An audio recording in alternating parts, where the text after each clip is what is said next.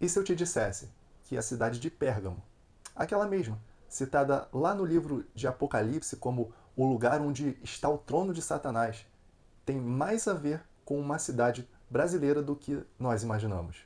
Na carta à igreja de Pérgamo, lá em Apocalipse 2, vai se falar ali sobre um elogio da fidelidade dos cristãos daquela cidade.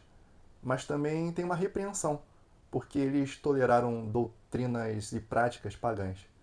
Então Pérgamo era mais do que uma cidade antiga. Nesse contexto bíblico, ela era um símbolo de influência cultural, poder político e uma idolatria institucionalizada. E hoje, ao analisarmos espiritualmente o Brasil, uma pergunta bem inquietante surge.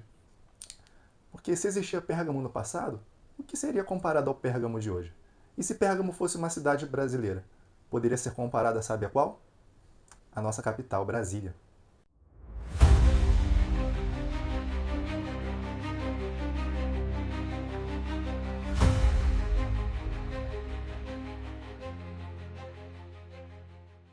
Bom, para começar a nossa conversa, vamos falar um pouquinho sobre Pérgamo, né? Que ela foi muito mais do que uma cidade antiga, né? Historicamente falando, após a morte de Alexandre o Grande, ela se tornou a capital no reino de Pérgamo, né? No período ali helenístico, né? Durante muitos séculos, aquele local foi um dos centros políticos e culturais mais poderosos ali da região da Ásia Menor, né?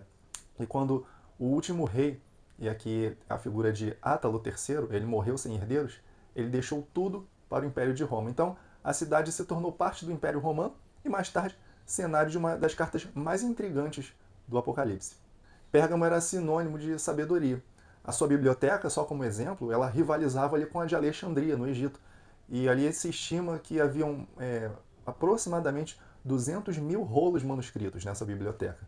Mas quando o Egito proibiu a exportação do papiro para enfraquecer ali Pérgamo, a cidade de Pérgamo respondeu com uma inovação. Ela desenvolveu o uso do pergaminho, um material resistente feito à base de pele de animais, né? E que até hoje leva o nome da cidade. Pergaminho vem de Pérgamo.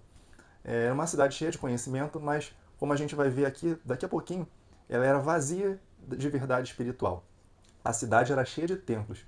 Os deuses gregos e romanos eram cultuados publicamente, falando ali de Atena, Dionísio, Asclépio, o deus da cura, e principalmente Zeus.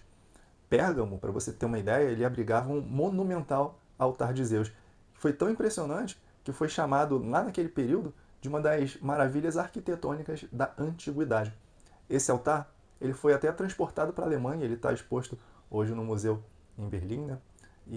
Mas aos olhos de Cristo, aquilo ali não era só um altar, era um símbolo de algo muito mais obscuro, como citado em Apocalipse, o próprio trono de Satanás.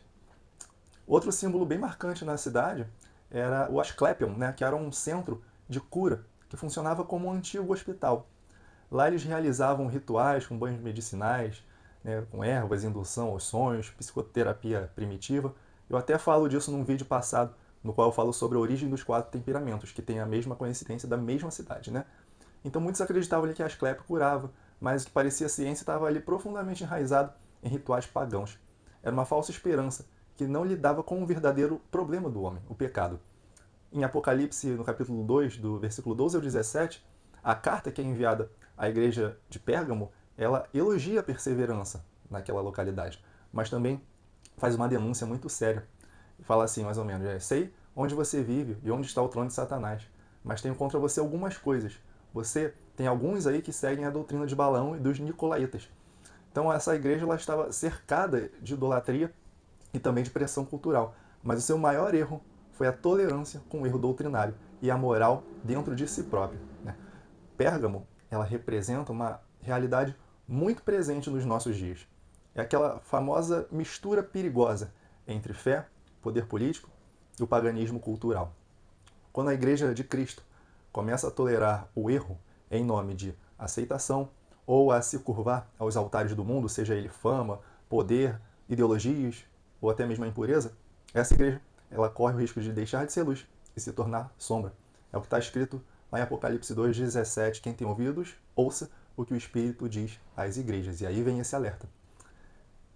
Mas se Pérgamo fosse uma cidade brasileira, como eu falei no início do vídeo, ela poderia ser comparada à nossa atual Brasília.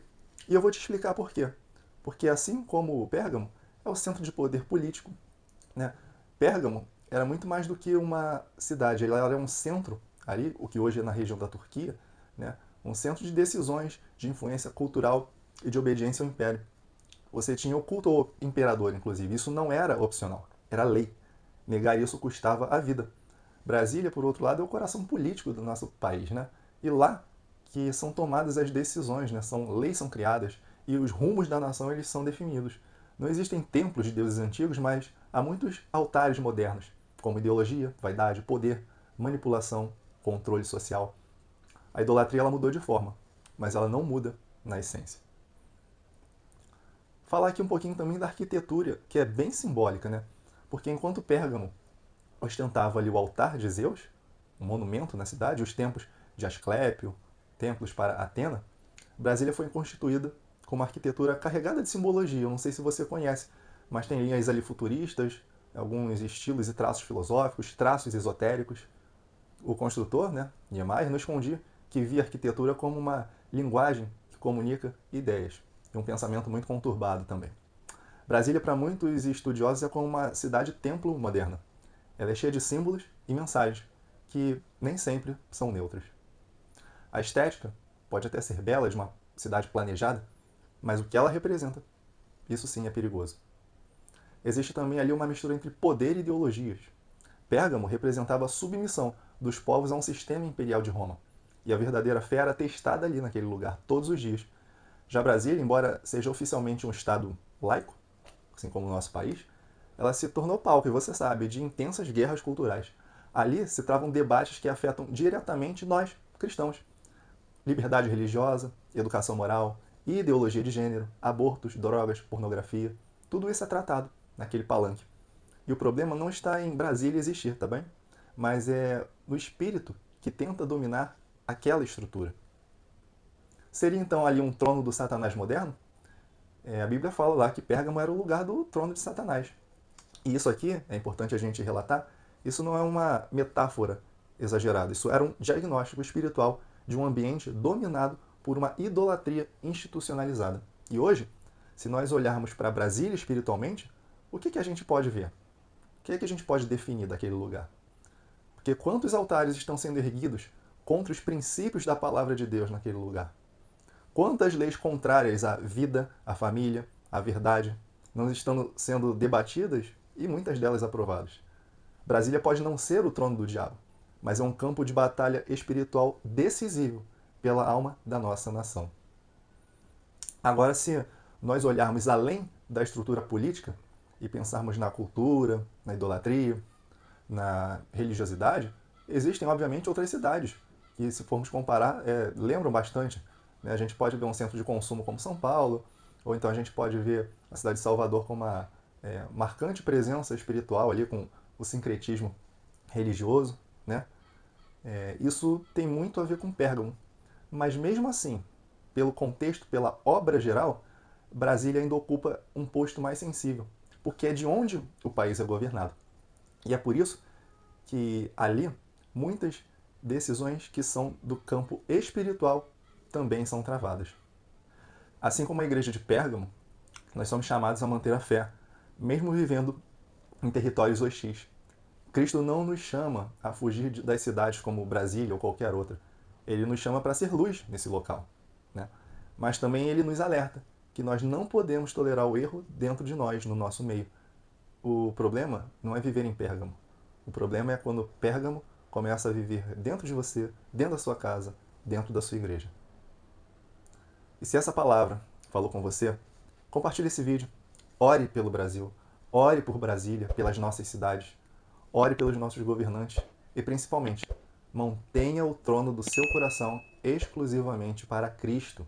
Afinal, o verdadeiro governo do mundo já está sobre os ombros dele. Como está escrito em Apocalipse 2,17, ao vencedor darei o maná escondido. O maná era o alimento que sustentava o povo no deserto. Era a provisão diária vinda do céu. Mas o maná escondido é algo ainda muito mais especial. É um sustento secreto. É intimidade, é revelação e é reservado para quem vence, não com as armas do mundo, mas com a fidelidade no meio da corrupção, com santidade no meio da perversão e com verdade no meio de tanta confusão. Se a cidade de Pérgamo era o local onde o trono de Satanás parecia estar, o vencedor era aquele que mantinha o trono do seu coração reservado para Deus. E que esse seja o nosso coração. Que seja essa a nossa vitória.